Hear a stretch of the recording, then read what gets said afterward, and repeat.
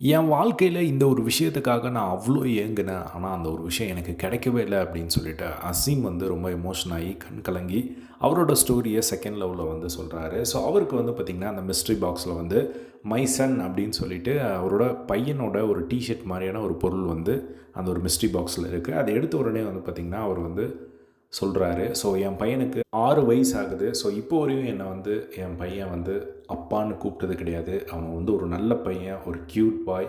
பொறந்ததுக்கப்புறமா வந்து அவன் எனக்கு வந்து ஒரு லக்கி சார்மா என் வாழ்க்கையில வந்து இருந்தான்.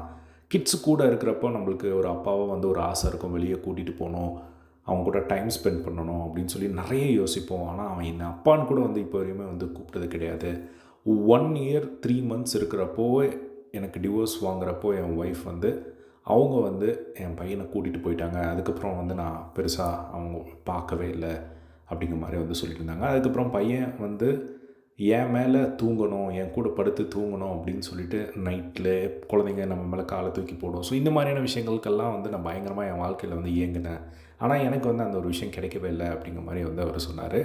உடனே ஸ்ருதிகா வந்து கேட்குறாங்க, சரி ஓகே நீங்க அப்படி ஒரு விஷயத்த வந்து லைஃப்ல கோ த்ரூ பண்ணியிருக்கீங்க. ஸோ இப்போ உங்களோட லைஃப்ல எப்படிப்பட்ட ஒரு பார்ட்னர் வந்தா நீங்க வந்து ஹேப்பியா ஃபீல் பண்ணுவீங்க அப்படின்ற ஒரு கேள்விக்கு வந்து எனக்கு வந்து பணம், பொருள், ஃபேம் இதெல்லாம் வேணாம் எனக்கு.